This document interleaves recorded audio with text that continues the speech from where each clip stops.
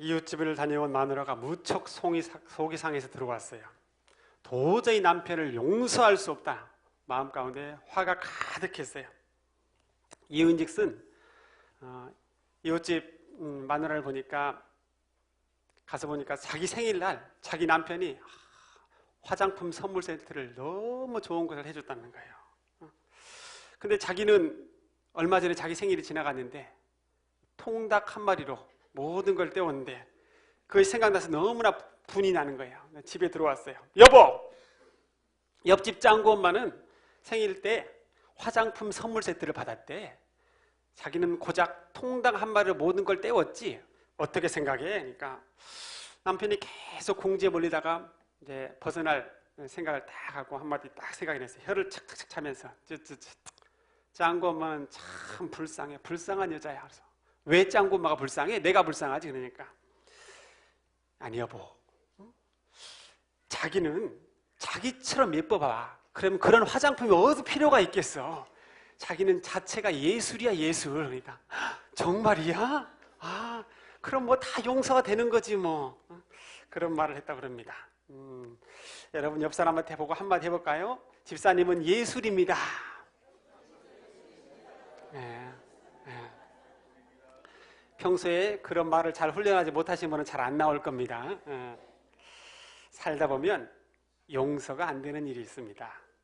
예수님은 신적 성품을 가졌기 때문에 모든 불법과 어떤 죄를 범한 사람도 다 용서해 주었지만 우리 사람은 마음 가운데 그 사람이 행하는 정도에 따라서 또 죄의 경중에 따라서 용서를 결정합니다. 오히려 용서하지 못하고 더 거세게 비판하고 정죄하고 공격할 때가 많습니다. 그제는 자신이 다니는 그 차선에 끼어들었다고 23개월 된 아이가 타고 있는 그 차를 무려 8km를 계속 쫓아다니면서 보복 운전을 했던 40대 남성이 경찰에 붙잡혔다는 언론 보도가 있었습니다. 사회가 갈수록 서로의 아픔과 상처에 대해서 같은 마음을 갖고 이해하고 긍휼히 여기고 함께하는 그런 공감 능력은 갈수록 떨어지는 것 같아요.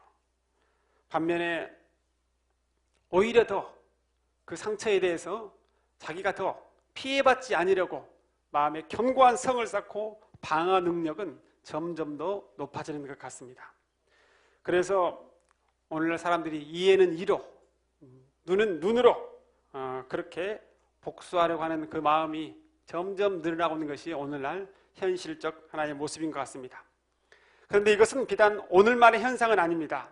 예수님 당시에도 자기 자신에게 위해를 가했거나 또 자기 자신의 기득권을 가로챈 사람에 대해서 비판과 복수를 일삼았던 부분이 오늘 성경에도 나오고 있습니다. 예수님 당시 자기 자신이 가장 침해를 받았다고 느꼈던 부류가 있었어요. 그것이 바로 서기관과 바리새인들이 있었어요.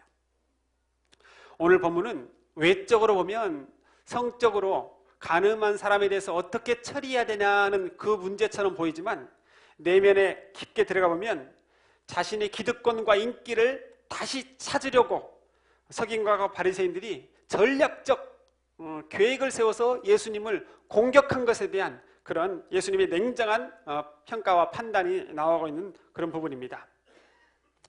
본문 2절에 보면 이제 7장에 넘어가서 보면 초막절, 큰 명절 끝날에 사람들이 많이 모였어요. 근데 여러 무리의 다방면의 사람들이에요. 때론 한 무리는 예수님을 잡아 가두려고 했던 무리도 있고 또 어떤 사람은 예수님을 메시아로는 보지 않고 나중에 그리스도가 오신다고 해도 이분보다도 더 많은 표적을 행할 수 없을 것이다. 그래서 한 무리는 추정하고 따라다니기도 하고 또 어떤 무리는 거기에 대해서 사람들을 미혹한다라고 그렇게 평가를 하기도 했습니다. 그 잠재되었던 일들 가운데 하나의 사건이 툭 터져나옵니다. 그것이 뭐냐? 바로 음행 중에 현장에서 잡힌 여인을 질질질 끌고 예수님 앞에 온 거예요. 드디어 예수님을 공경에 빠뜨릴 절호의 기회가 왔다라고 생각합니다. 그런데 왜 이 여자만 잡아왔냐? 성경에서는 동일하게 남녀에게 동일하게 죄를 묻고 있어요. 그런데 모세 율법에 의해서면 동일한 가치에 대해서, 동일한 죄악에 대해서 동일한 평가와 동일한 심판을 받게 되어 있지만 오늘 본문에 보면 아마 여성이 명백한 잘못을 범했거나 아니면 직업적으로 그 일을 한 사람이지 않을까라는 그런 생각을 갖게 됩니다. 당신은 오늘날과 같이 휴대폰이 있거나 CCTV가 있어서 현장에서 그것을 포착한다는 것은 그렇게 쉬운 일이 아니었어요. 그럼에도 불구하고 현장에서 잡아왔다는 것은 바리새인과 서기관들이 평소에 여인에 대한 소문을 듣고 그래, 기회만 되면 내가 그것을 꼬투리 잡아서 이것을 예수님 앞에 한번 가서 보기 좋게 코를 납작하게 한번 만들어 놔야겠다, 그런 계획성이 마음 가운데 숨어 있었던 것입니다. 그래서 예수님이 성전에서 가르칠 때 가르치는 그 수없이 많은 무리가 있는데 그 무리 속으로 데리고 온 거예요. 한 무리도 아니에요. 성경에 보면 바리새인들, 서기관들 복수를 사용하고 있어요. 그러니까 서로 이미 둘이 다 내면적으로 소통하고 짝을 맞춘 겁니다. 이 여인은 도저히 빠져나갈 구멍이 없어요. 그런데 이들이 예수님께 여인을 끌고 온 목적은 다른 곳이었습니다. 만약 이 여인의 처벌 문제로 고심한 것이라면 그 당시 율법에 대해서 가장 능통한 서기관이에요. 서기관은 율법을 해석하고 생활에서 어떻게 적용해야 되는 시행세칙을 만드는 그런 사람들이었어요. 그렇기 때문에 바로 서기관한테 물어보면 돼요. 그럼에도 불구하고 굳이 예수님께 데려온 것은 예수님의 생각에 따라서 예수님을 어떻게 빠뜨릴까, 그 계획 속에 여인을 데리고 온 겁니다. 오늘날로 말하면 법에 대해 제일 잘하는 판사나 검사가 그 법의 문제를 선생이라고 불리는 예수님한테 묻고 있는 거예요. 예수님은 진퇴양난에 빠진 것처럼 보입니다. 사실 여러분, 목회하다 보면 이런 일들이 가끔씩 있어요. 예전에 제가 한 집사님이 교회를 찾아왔어요. 오늘 본문과 같은 그런 정말 어려운 상황이었습니다. 자기 남편이 평소에는 정말 점잖고 얌전한데 술만 먹으면 이성을 잃어버리고 길거리에 자판기를 때려 부수고 폭력적으로 변한다는 거예요. 그런데 결국 이번에는 합의가 안 돼가지고 교도소에 들어갔는데 탄원서를 좀 써달라는 거예요. 그래가지고 알겠습니다 라고 써주고 조금 시간이 나중에 갔다 다시 오라고 그랬는데 나중에 알고 보니까 피해를 당한 사람도 교인이야. 근데 서로는 몰라요. 서로와 서로 사이는 모르는 거야. 비록 그 남편은 교회를 다니지 않았어요. 근데 부인이 열심히 다니니까 써줘야겠는데 그거를 보면 알게 되면 또 어떻게 반응을 할까, 이러지도 못하고 저러지도 못하고 하는 그런 상황이었어요. 오늘 본문에 그 여인을 데려온 사람들의 마음에 깊은 꿍꿍이도 그런 마음속을 갖고 있었어요. 어떤 결정을 내려도 예수님께 치명타를 가할 수밖에 없는 그런 상황이었어요. 만약 율법에 명시된 대로 돌로 그 애를 쳐라, 그러면 예수님 평소에 원수도 사랑하셨고 세리와 창기들도 그를 또 사랑하고 함께하라고 했던 그 예수님의 그 풍성한 사랑의 그 모습들이 스스로 부인하는 꼴이 되고요. 또 반대로 용서하라 그러면 구약의 율법을 가장 잘 지켜야 되는 예수님이 그 율법을 어기는 꼴이 되는 겁니다. 여러분, 우리는 이미 성경을 봐서 답을 알고 있지만 여러분에게 이런 질문을 한다면 여러분은 어떤 결정, 무슨 말을 할 수 있을까요? 모든 사람이 봐도 명백한 잘못된 것, 비윤리적, 비도덕적인 것이다. 아마 그러면 대부분의 사람들은 법대로 하십시오라고 그렇게 말할 줄 모릅니다. 그런데 만약 그 가늠한 일을 보니까, 자세히 보니까 내가 아는 친척이야, 내가 잘 아는 사람이야, 그러면 여러분은 어떻게 할까요? 여러분 어떻게 하시겠어요? 그때도 이렇게 쉽게 비판할 수 있을까요? 이렇게 정죄할 수 있을까요? 이들이 쉽게 정죄할 수 없었던 이유가, 예수님이 그걸 쉽게 정죄할 수 없었던 이유가 있어요. 그들의 마음 가운데는요, 마음속에는 예수님 마음과는 전혀 달랐어요. 예수님을 고발하고자 하는 최종 목적이 있었지만 그들은 죄를 범하면 우리 식구는 아니다, 공동체 사람으로 처벌해야 될 대상으로 알았지 사랑해야 될 대상으로는 받아들이지 않았어요.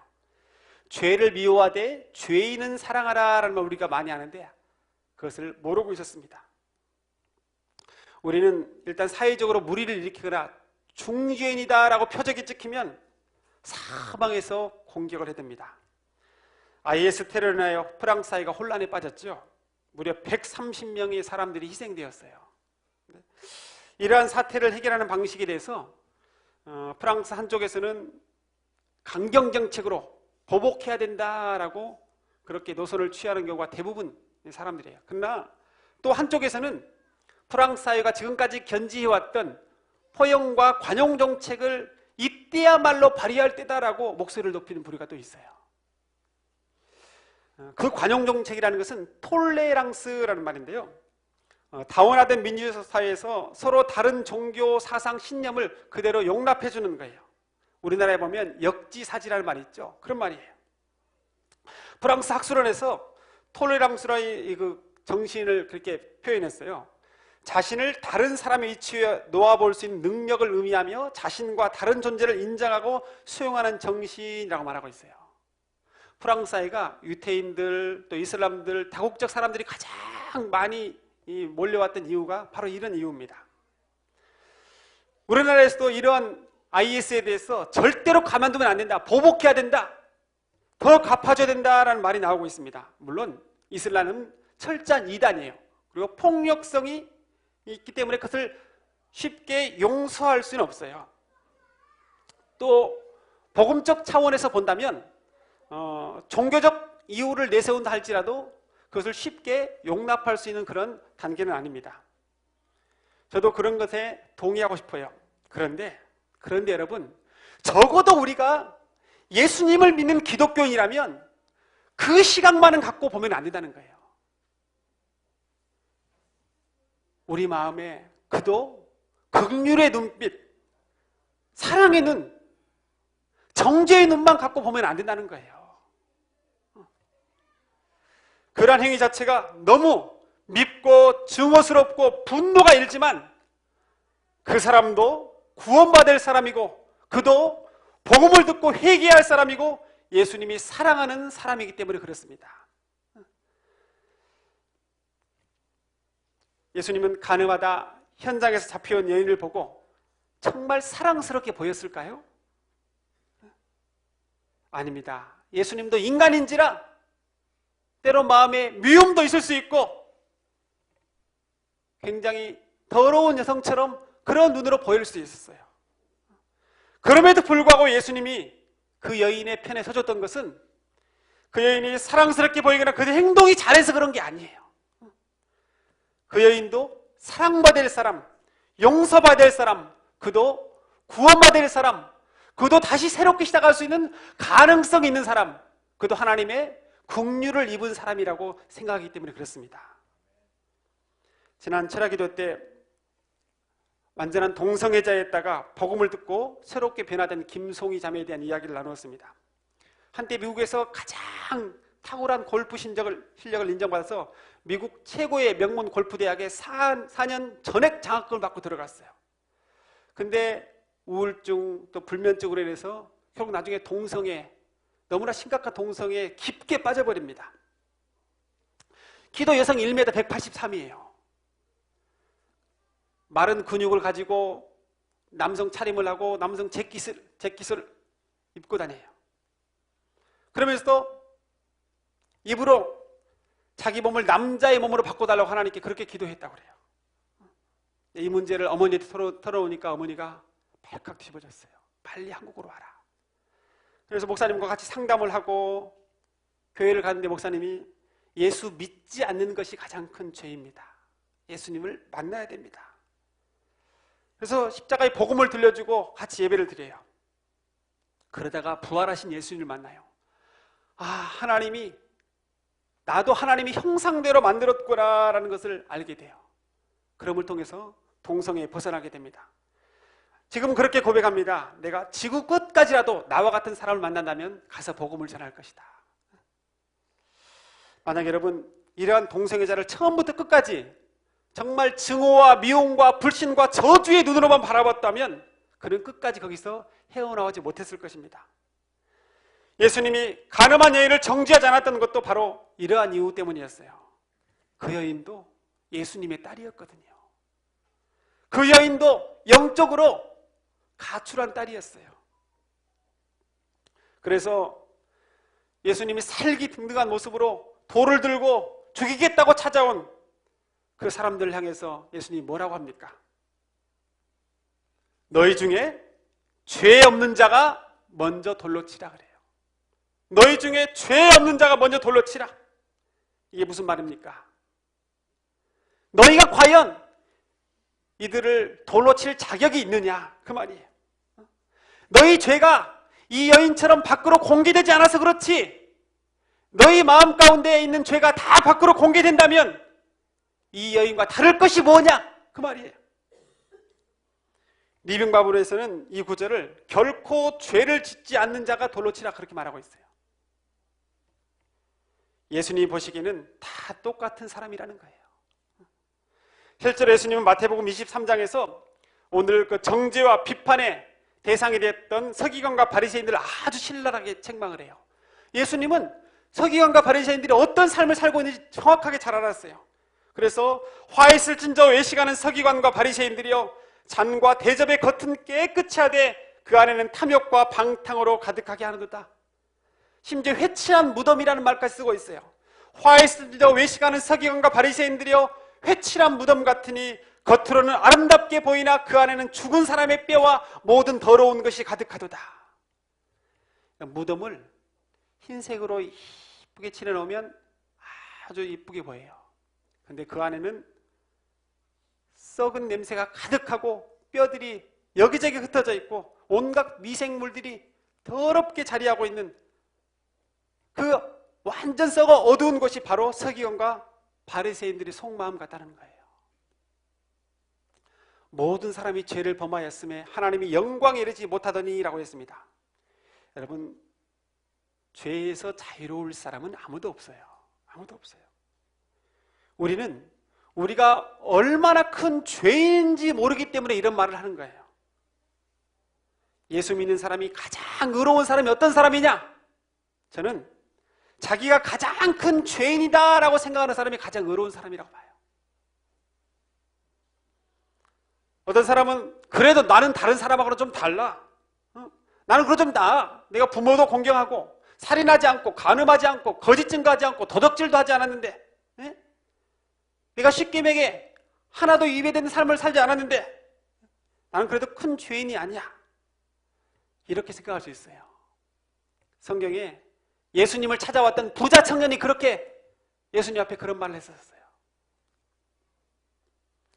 여러분, 그것은 아직도 내 마음에 빛이 되신 예수님의 그 용서와 사랑에 대해서 크게 깨닫지 못했기 때문에 그렇습니다. 바울은 율법으로서는 내가 흠이 없는 사람이다 그렇게 말하고 있어요. 흠이 없으면 바리새인과 서기관처럼 말해야 되는데 자기가 뭐라고 말하냐? 나는 죄인 중에 괴수다. 나는 정말 악질적인 사람이다. 처음으로 말한 게 아니라 바울의 마지막 로마 감옥에서 마지막에 그걸 말하고 있어요. 여러분, 보통 이 형광등, 가정집의 그 형광등 조명은 보통 밝기가 200에서 500 룩스 정도 됩니다. 근데 태양빛은 얼마나 되는지 아세요? 태양빛은 10만 룩스라고 그래요. 그래서 형광등 불빛에서는 아무리 먼지가 많아도 잘 보이지 않습니다. 그런데 아침이 되고 햇살이 쫙 들어오면 쌓였던 먼지가 여기저기 가득 방 안에 있는 것을 볼 수 있습니다. 마찬가지입니다. 세상의 율법에 비춰보고 양심에 비춰보면 그것이 그렇게 큰 죄인처럼 생각되지 않을 수 있어요. 그러나 절대적으로 거룩하시고 절대적으로 빛이신 예수님이 내 마음을 비추면, 그 어떤 것보다 환한 진리가 내 마음을 확 비추면 내 마음에 있는 그 모든 어두운 것들이 다 드러나 보이는 거예요.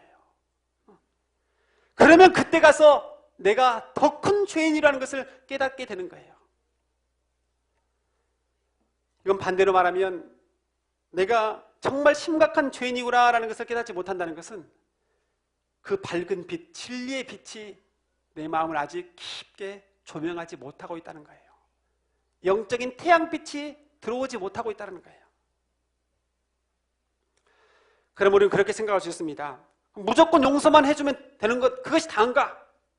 사회의 중범자들에 대해서도 용서와 사랑의 마음을 갖고 됐다, 그렇게 용서해주면 다인가? 어떠한 제재도 가하지 않으면 다인가? 여러분, 그냥 죄 없는 자가 돌로 치라 하면서 방치하면 된다라고 혹시 생각할지 모르는데 그렇지 않습니다. 예수님이 죄 없는 자가 돌로 치라 하는 것은 율법을 어긴 대가로 고귀한 한 생명을 죽이는 것에 대한 잘못을 지적한 것이에요. 생명이 가장 귀한 것인데 그 생명을 살리는 것이 율법인데 율법으로 말미암아 사람을 지금 죽이고 있다는 거예요. 4년 전에 유명 탤런트인 송혜교가 주연이었던 오늘이라는 영화가 있었어요. 용서를 다룬 영화인데요, 그 주인공이 다혜라는 이름으로 나와요. 근데 오토바이 사고로 인해 약혼자를 잃어버려요. 약혼자를. 근데 천주교인이 본인이 그래도 용서해야 되지 않나라고 소녀를 벌하지 않고 용서하고 오히려 교도소에 갇혀있는 그를 향해서 탄원서까지 직접 써서내요. 그런데 나중에 보니까 용서했던 그 소년이 빨리 나와서 학교에 들어가서 또 다른 살해를 해요. 다른 사람을. 그러면서 자기가 심한 죄책감이 돼요. 내가 너무나 섣불리 용서해 준 것이 이러한 결과를 갖고 온 것이 아닌가. 그러면서 자기 자신의 본 마음을 발견하게 돼요. 자기 마음이 수술하고 상처로 가득한데 그걸 단지 붕대로 감아놔서 아무것도 아닌 것처럼 그렇게 다른 사람한테 보여진 것이 아닌가. 그냥 내가 고통스러워서 잊기 위해서 그냥 그렇게 용서라는 단어를 사용해서 나를 위해서 그렇게 한 것이 아닌가. 그 영화는 무조건적 이해와 용서라는 것에 대해서 왜라는 단어를 계속 묻습니다. 그러면서 강력반 형사가 그런 말을 해요. 이놈의 사회는 용서만 있고 반성이 없습니다. 용서가 중요한 것이 아니라 다시 죄를 짓지 않게 하는 게 중요합니다. 대책없는 용서는 죄악입니다. 그런 말을 해요. 여러분, 예수님은 그냥 무조건 용서 자체만 의미를 둔 것은 아니었어요. 거기에는 사랑이 있었어요. 사랑이. 그 일에 대한 사랑이. 여러분, 용서한다는 사실 그 전제는요, 그를 새로운 사람으로 세워주고 싶다는 그런 마음이 있어야 돼요. 하나님이 세상을 이처럼 사랑하사 독생자를 주셨으니 라고 그랬어요. 이는 그를 믿는 자마다 멸망하지 않고 영생을 얻게 하라 주셨어요. 목적이 그냥 죄를 사해 준 뿐만 아니라 영생을 얻기 위해서요. 사랑해서 영생을 얻을 수 있도록. 여러분, 용서의 전제는 그 사람을 정말 사랑하겠다는 그런 마음이 있어야 돼요. 예수님이 하신 말씀과 행동을 보면 죄 없는 자가 돌로 치라 하신 말씀에 그 다음에 손가락으로 땅에 글씨를 썼어요. 어떤 글을 쓴지는 알 수는 없어요.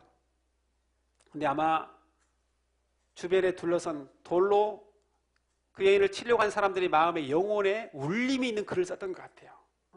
한 목사님은 아마 사랑이라는 단어를 썼을 것이다 라고 그렇게 말씀한 분도 있습니다. 이후에 사람들이 양심의 가책을 느끼 어른로부터 시작해서 젊은이까지 하나씩 차례차례 떠나기 시작합니다. 근데 성경에 보면 어른들로 시작해서 젊은이까지 한 사람씩 떠났다고 말하고 있어요.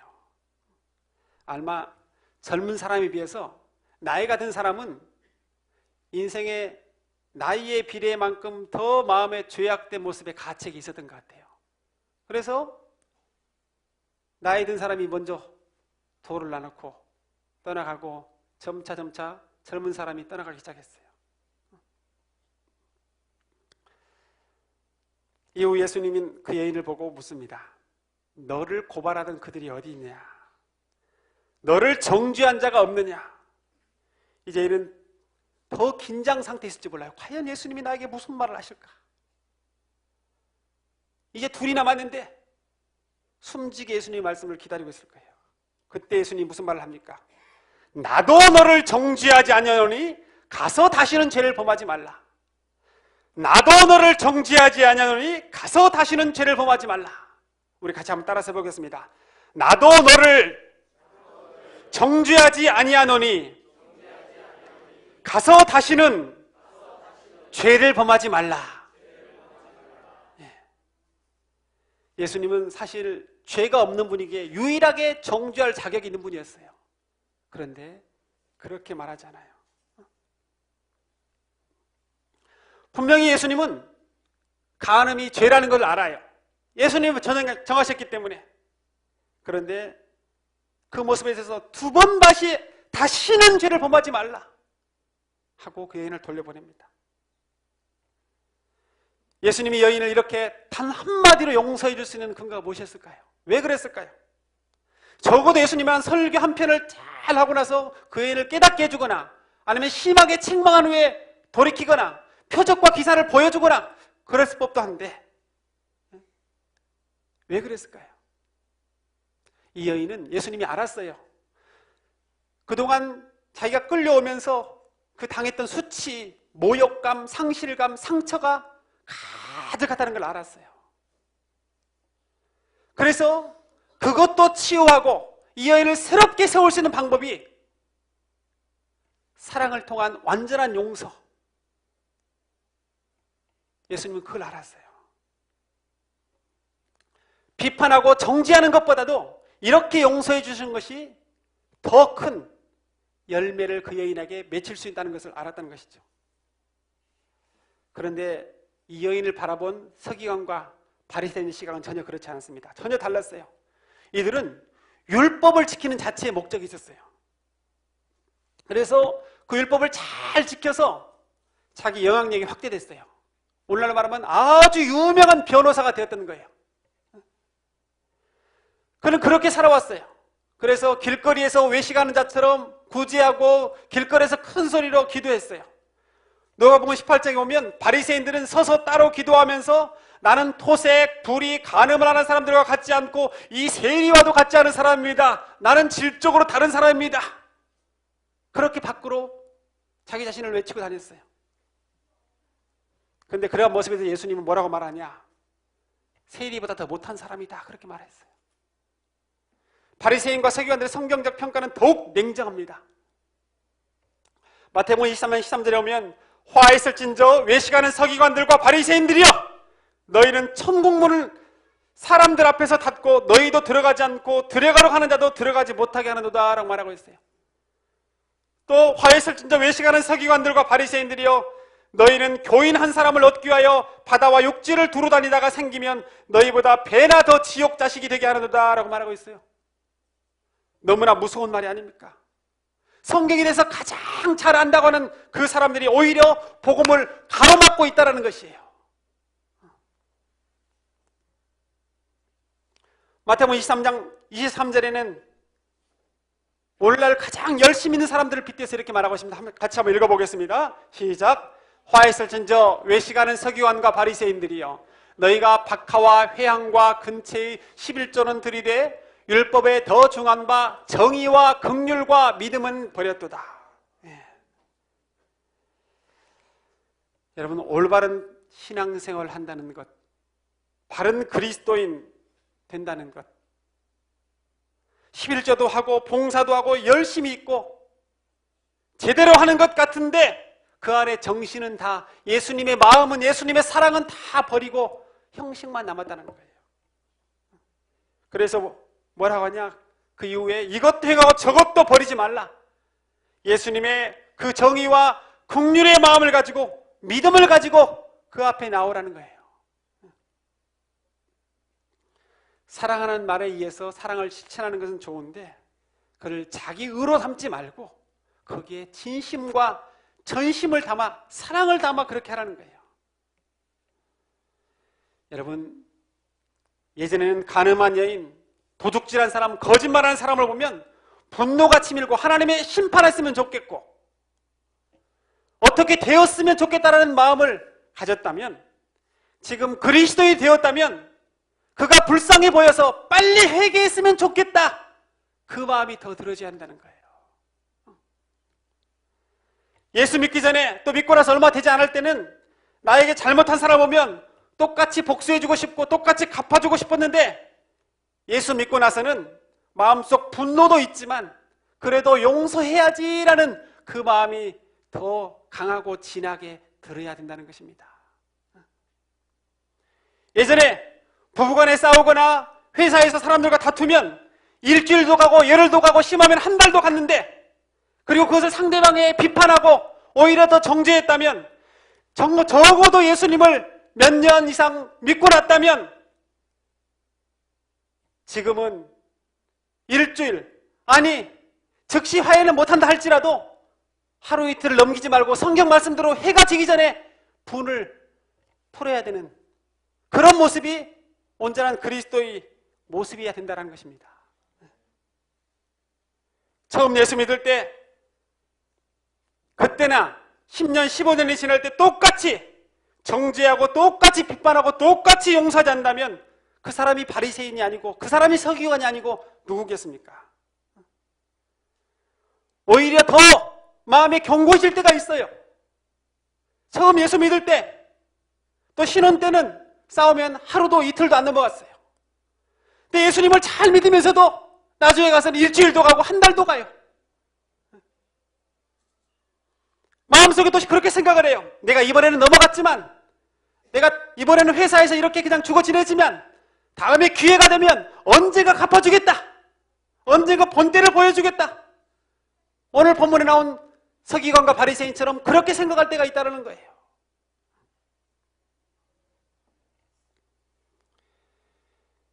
여러분, 율법은 죄를 깨닫게 해요. 죄인이라는 걸 알아요. 그러나 주님은 우리에게 율법만을 주시지 않았어요. 그 율법이 사람을 세워줘요. 사람을 세우는 율법이 돼야 돼요. 내 안에 여러분 정말 예수님이 계신다면, 성령의 임재가 있다면, 그리고 그 예수님으로 하여서 내가 구원의 하나님을 만난다면 용서의 하나님도 만나고 긍휼의 하나님도 만나고 자비의 하나님도 만나야 되지 않겠습니까? 언제까지 구원의 하나님만 마음에 붙들고 우리가 살 수 있겠습니까?